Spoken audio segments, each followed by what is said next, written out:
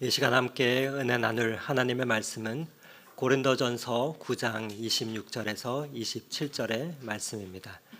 고린도전서 9장 26절에서 27절에 하나님의 말씀을 봉독해 드립니다. 그러므로 나는 다름질하기를 향방 없는 것 같이 아니하고 싸우기를 허공을 치는 것 같이 아니하며 내가 내 몸을 쳐 복종하게 함은 내가 남에게 전파한 후에 자신이 도리어 버림을 당할까 두려워함이로다. 아멘.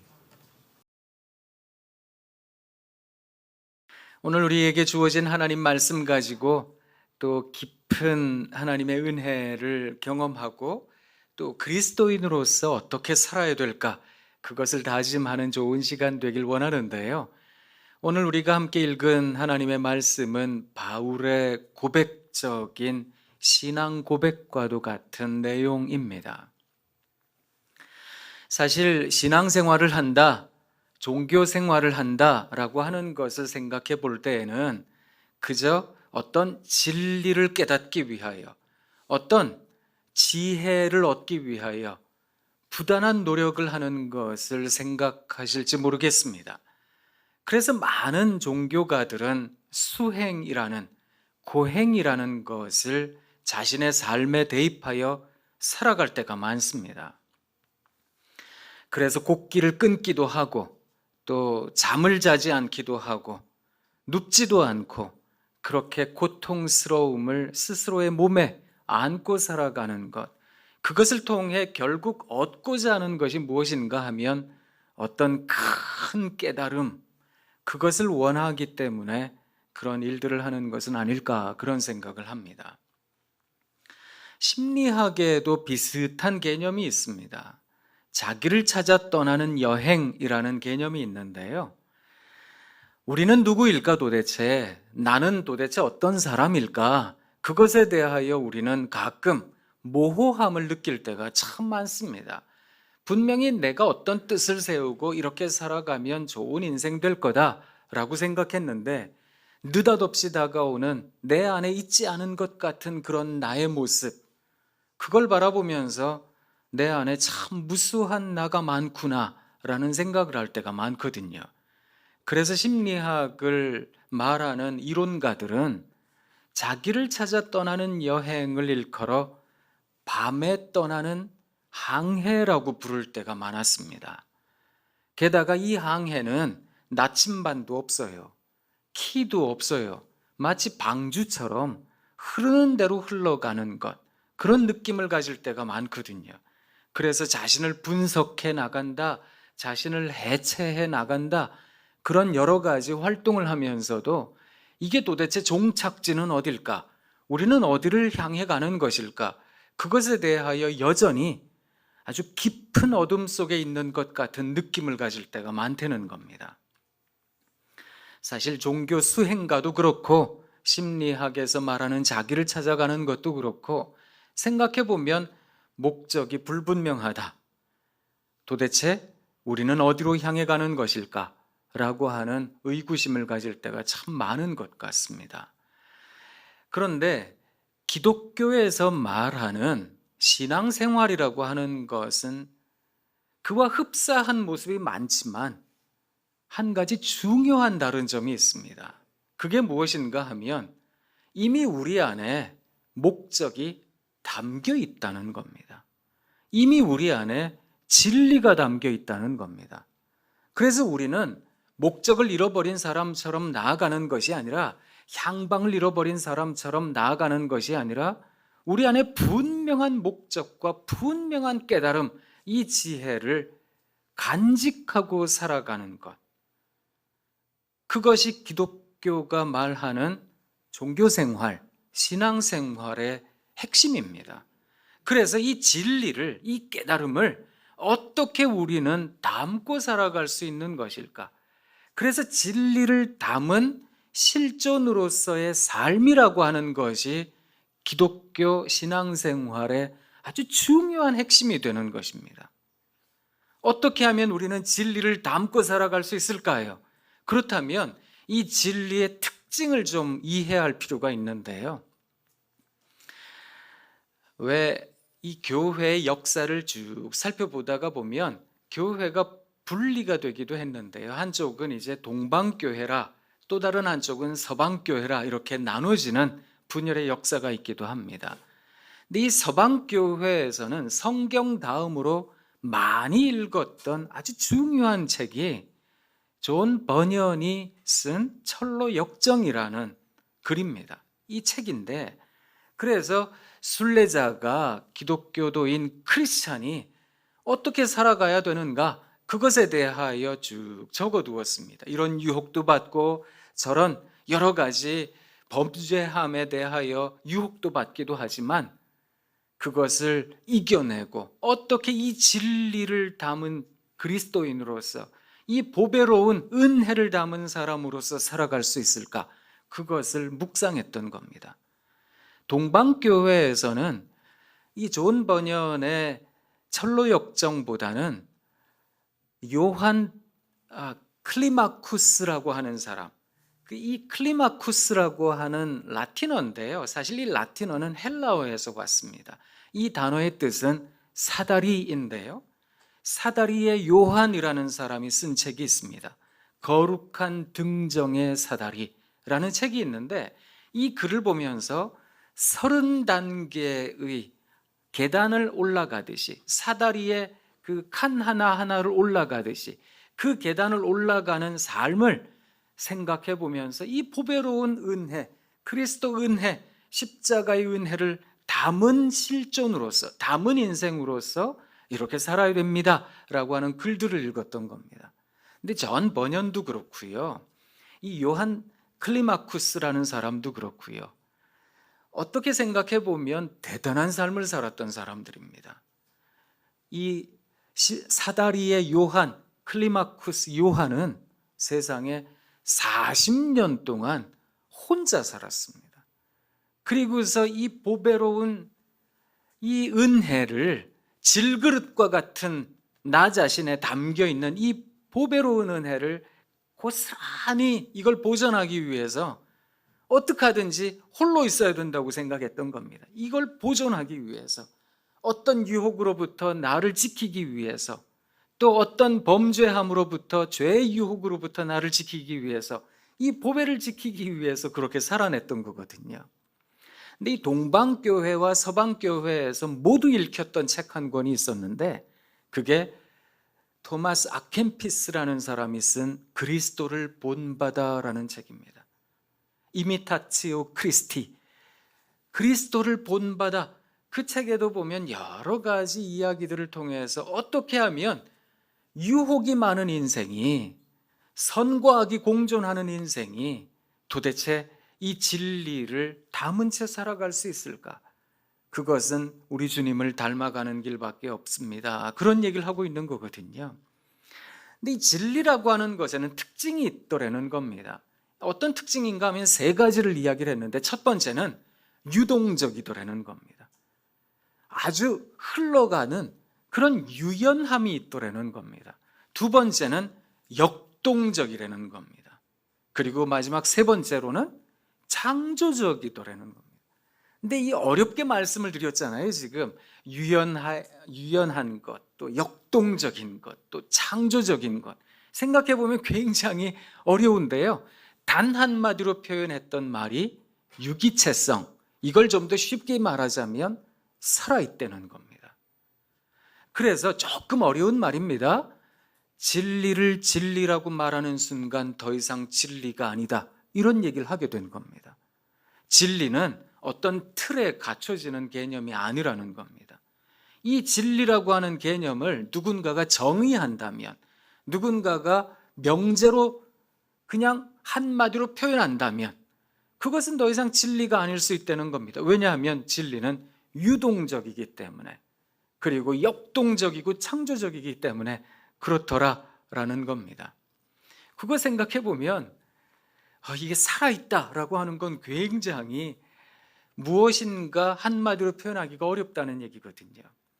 제가 학교에서 이제 학생들의 논문을 지도를 하는데요, 어떤 학생들은 이제 박사과정에서 살아있는 사람을 연구할 때가 있습니다. 그러면 가급적이면 그 사람 연구하지 말라고 이야기를 합니다. 왜냐하면 살아있는 사람은요, 일생 동안 쭉 한결같은 얘기를 막 하잖아요. 그러다가 죽을 때 무슨 말하고 죽을지 모르거든요. 그러니까 논문을 썼다가 나중에 그 논문이 쓸모없는 논문이 되기도 합니다. 저도 사랑합니다, 사랑합니다 일생 이러다가 죽기 전에 그거 다 필요 없는 거였어요 이러고 죽을 수도 있는 거거든요. 그러니까 살아있는 사람 연구하면 안 된다. 죽은 사람 연구해야지 무덤 깨고 나와서 얘기는 못 하잖아요.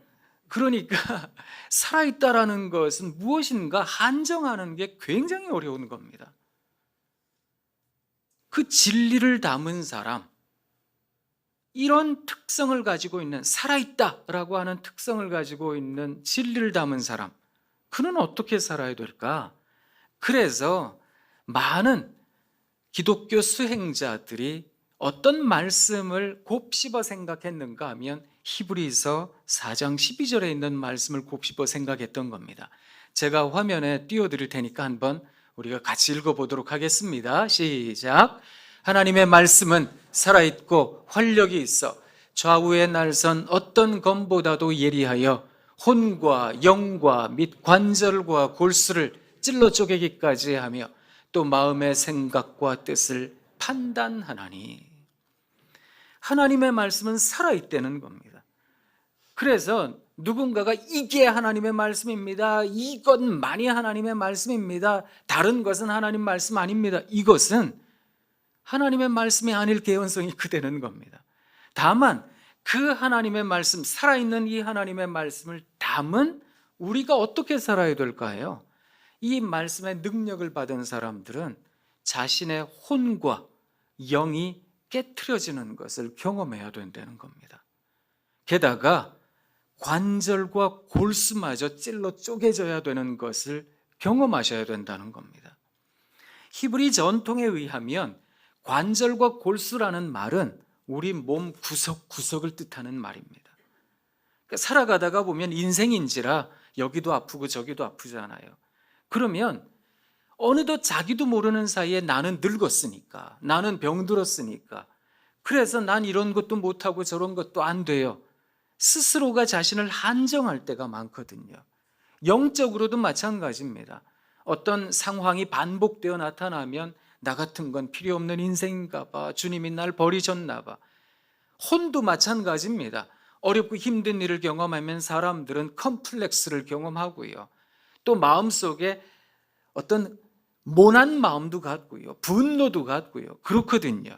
그런데 하나님의 말씀 앞에 선다면, 말씀을 담은 사람들이라고 한다면, 적어도 말씀을 분깃으로 삼은 사람들이라고 한다면 우리의 그런 모든 선입견들, 내가 가진 신념들, 내가 가진 생각, 사고, 철학, 이 모든 것이 다 무너져야 된다는 것입니다. 한 아이가 선생님이 물어봤어요. 사과가 10개가 있는데 2개를 먹었어. 몇 개가 남았을까? 그 아이가 대답을 했어요. 2개가 남았어요. 이 대답이 맞을 수도 있고 틀릴 수도 있어요. 산수 시간에 이걸 물어봤으면 선생님이 틀렸죠. 8개가 남았잖아요. 그런데 철학 시간에 물어보잖아요. 그럼 굉장히 좀 복잡하게 생각하셔야 됩니다. 왜? 어른들이 그러셨잖아요. 먹는 게 남는 거라고. 몇 개 남았을까요? 이게 남겨진 그 상태를 얘기하는 게 아니라 나한테 얼마만큼 유익이 되었을까라고 하는 개념으로 생각해 본다면 남는다라는 단어도요, 여러 가지로 해석이 가능한 거거든요. 나에게 과연 그런 유연성이라고 하는 것이 있는가? 진리를 담은 내가 역동성이 있는가? 진리를 내가 담은 존재로서 창조적인가? 다른 말로 이야기를 하자면 나는 살아있는가? 내 생각과 정신, 내 사고와 철학, 이 모든 것이 다 살아있는가? 나는 진짜 살아있는 존재인가? 어쩌면 회칠한 무덤과 같은 존재는 아닌가? 우리가 높은 뜻을 하나님 앞에서 세워나가려고 정말 애를 많이 씁니다. 그렇다면 오늘 본문에 있는 말씀을 읽고 또 읽고 또 읽으셔야 됩니다. 우리가 오늘 본문 말씀을 같이 한번 또 읽어보도록 하겠습니다. 고린도전서 9장 26절 27절 말씀입니다. 그러므로 나는 다름질하기를 향방 없는 것 같이 아니하고 싸우기를 허공을 치는 것 같이 아니하며 내가 내 몸을 쳐 복종하게 함은 내가 남에게 전파한 후에 자신이 도리어 버림을 당할까 두려워함이로다. 나를 쳐서 복종케 하는 겁니다. 사랑하는 여러분, 행여 내 마음이 누군가를 바라볼 때 거치는 것이 되지 않을까? 또 내가 지금 하고 있는 말이 누군가에게는 상처가 되는 것은 아닐까? 나는 과연 생명을 품은 존재로서, 이 보배로운 은혜와 깨달음을 가진 존재로서, 진리를 담은 존재로서, 이 진리는 우리를 살게 하잖아요. 그렇다면 이 진리를 담은 이 존재인 내가 비록 연약한 존재이지만 누군가를 살리고 있는 것일까? 그걸 늘 생각하셔야 되기 때문에 나를 또 쳐서 복종케 하는 겁니다. 아까 우리가 찬양에서 은혜를 받았듯이 하나님 언제나 찬양하는 인생 되고 싶습니다. 그러려면 내가 하나님 앞에서 겸손하고 겸양해야 되는 거거든요. 나는 과연 그렇게 살아가고 있는가? 생각해 보실 필요가 있다라는 것입니다. 신학자 가운데 알리스터 맥그라스라는 사람이 있습니다. 이 사람이 아주 유명한 사람인데 존 스토트라는 사람과 함께 쌍벽을 이루는 아주 중요한 신학자다, 현대 신학자다, 이렇게 얘기를 하는 사람인데요. 이분이 글을 하나를 적었습니다. 제가 읽어드리도록 하겠습니다. 모든 인간 안에는 선한 마음과 악한 마음이 함께 있으며 따라서 때에 따라 선한 행동도 하고 악한 행동도 한다. 어떤 경우에는 선한 마음이 악한 마음을 누르고 선한 행동을 하지만 또 다른 경우에는 악한 마음이 선한 마음을 누르고 악한 행동을 한다. 또 선한 마음으로 행한다고 하지만 무의식 속에 악한 마음이 혼재되어 있는 경우도 있다. 선한 마음과 악한 마음이 공존하고 선과 악을 동시에 행하는 모순적인 존재인 인간은 티끌만큼의 악도 용납할 수 없는 거룩하신 하나님 앞에서 예외 없이 모두 죄인이다. 자신 안에 있는 역설 또는 이중적 모호성을 인식하지 못하는 인간이 추구하는 모든 외적인 제도적 개혁은 결국 실패할 뿐이다.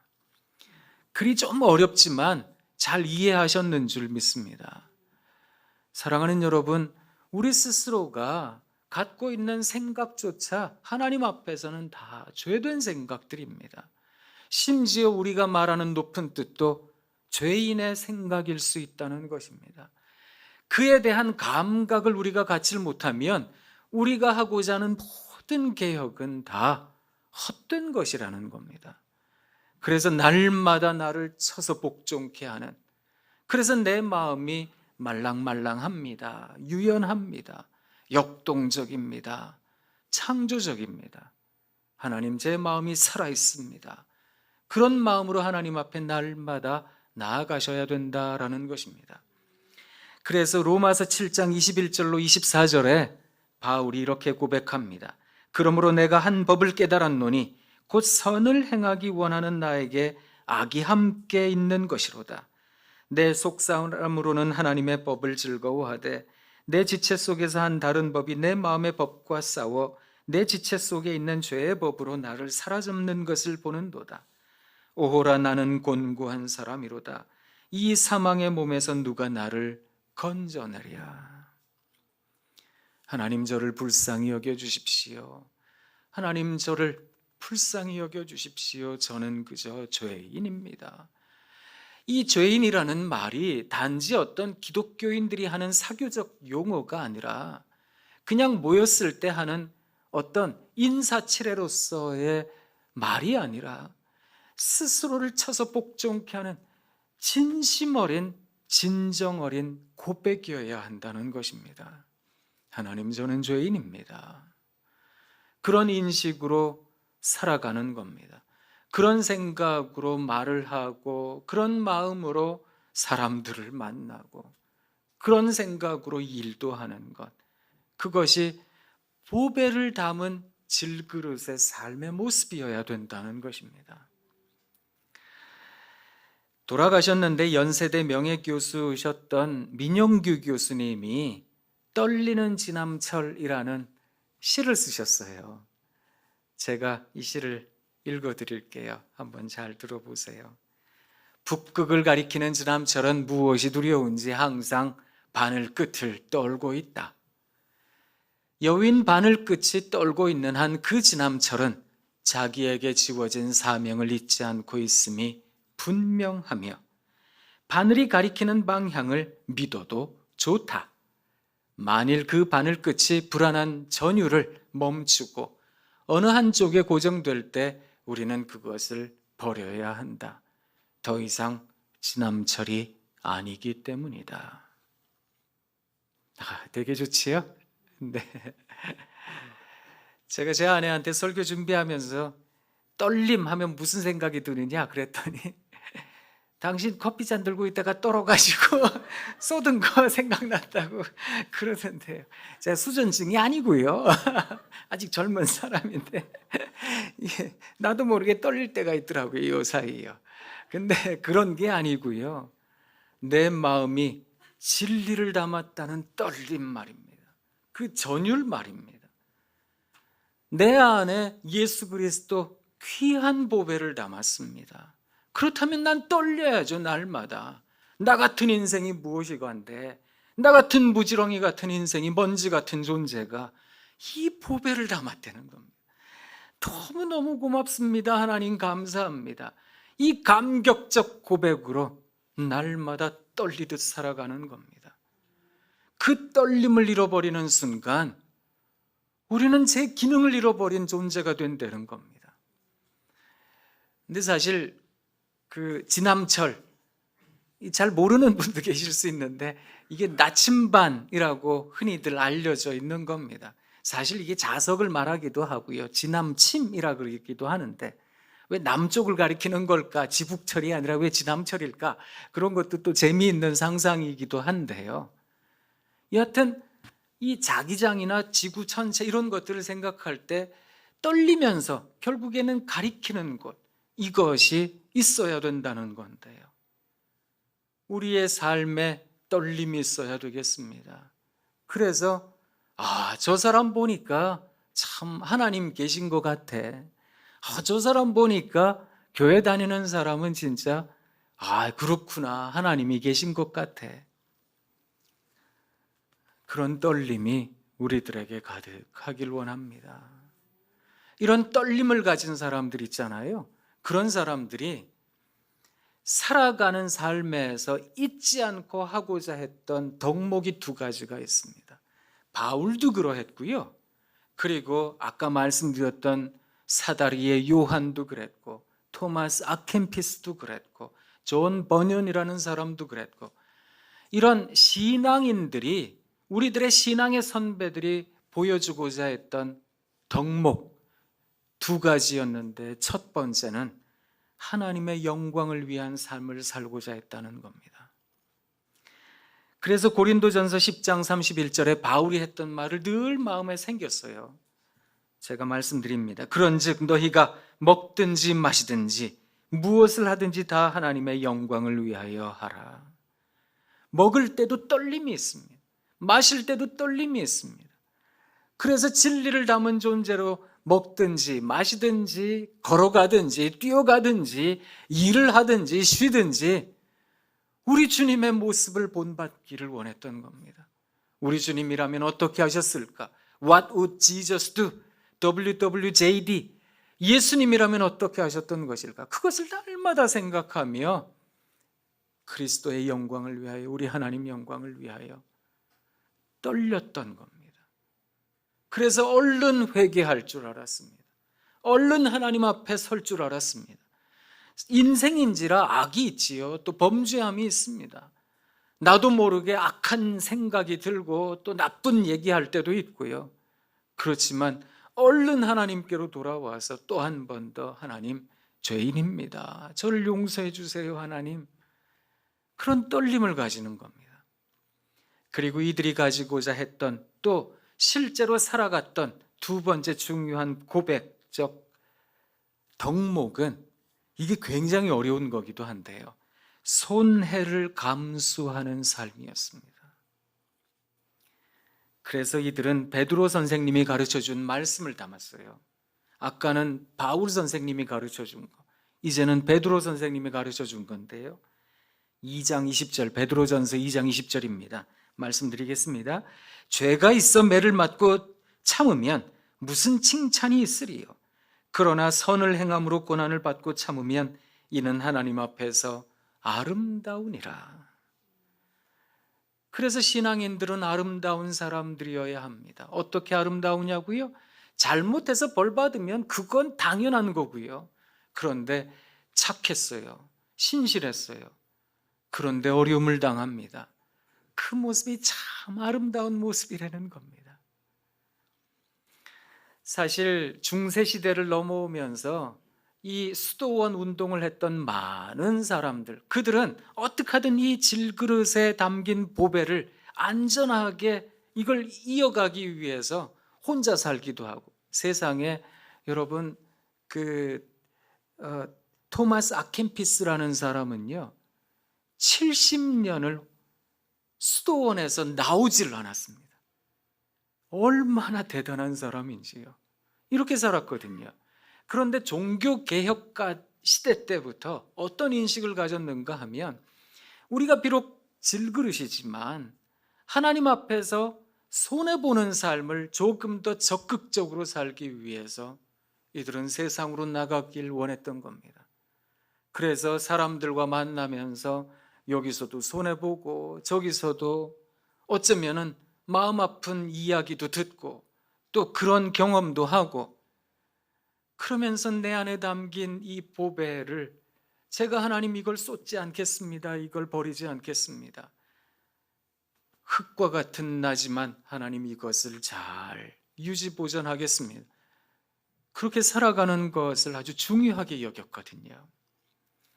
사랑하는 성도 여러분, 어쩌면 오늘날 다시 한 번 더 이 코로나 시대가 가져다 준 어쩌면 한국교회에 대한 좋지 않은 평가들 많은, 우리가 그동안 쌓아왔던, 그동안 정말 하나님께서 은혜를 주셨던 것들을 다 무너뜨릴 때가 많았다면, 이제는 다시 한번 우리 주님 주시는 그 힘으로 우리 주님이라는 이 보배를 우리들의 질그릇에 제대로 담아 살아갈 수 있는 신앙인들이 되면 얼마나 좋을까, 그런 생각을 해봅니다.